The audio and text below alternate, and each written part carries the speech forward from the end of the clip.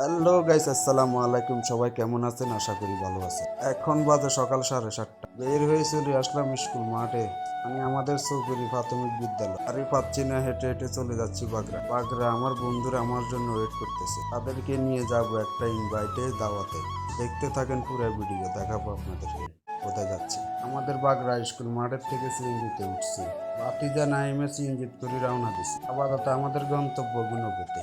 আজিয়ারা হয়ে বক্সগঞ্জ হয়ে সাতবাড়িয়া হয়ে বক্সগঞ্জ অষ্টগ্রাম পার হয়ে সাতবাড়িয়া ব্রিজের উপরে আছে। ঠান্ডা ঠান্ডা আবহাওয়া, বৃষ্টি হচ্ছে, আশেপাশের পরিবেশগুলো খুবই ভালো লাগছে। চলে আসলাম সাতবাড়িয়া বাজারে অলরেডি। আপনি যে নাই মেরে বলছি যে জোরে চালা, ওখানে আমাদের একটার মধ্যে থাকতে হবে। আজকে জুম্মার দিন, যাচ্ছি অনেক দূরে, আপনারা দেখতে থাকেন। এখন আছি সাতবাড়িয়া ব্রিজের উপরে।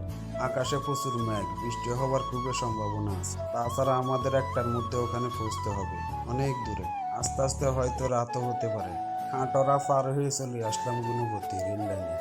অলরেডি চলে আসলাম গুণবতী বাজারে।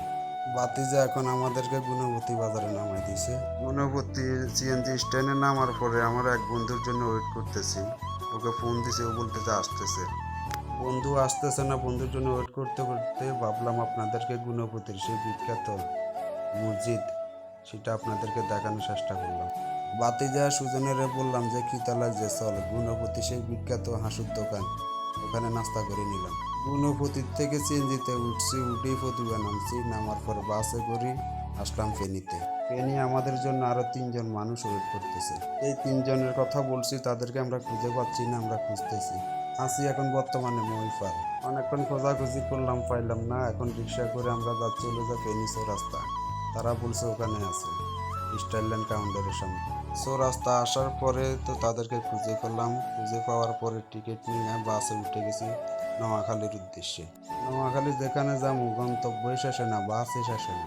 বাসে আমাদের সারাদিন চলে গেছে, বাসে বাসে আমাদের সারাটা দিন চলে গেছে।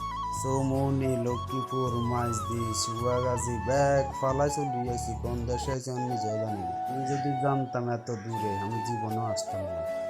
শেষ পর্যন্ত বাস থেকে নামলাম।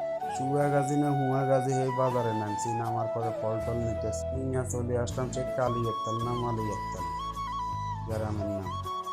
অবশেষে আসলাম সে আমার বন্ধুর বাড়িতে। কি করব, আসার পরে প্রচুর গরম। পরে জিরাই টিরাইয়া পরে খাওয়া দাওয়া করলাম। খাওয়া দাওয়া কইরা মূলত কালো গেঞ্জি পরা যাকে দেখতেছেন, তার ছোট ভাইয়ের মুসলমানের দাওয়াতে আসলাম। আজকের মতন এখানেই বিদায় নিলাম। আল্লাহ হাফেজ।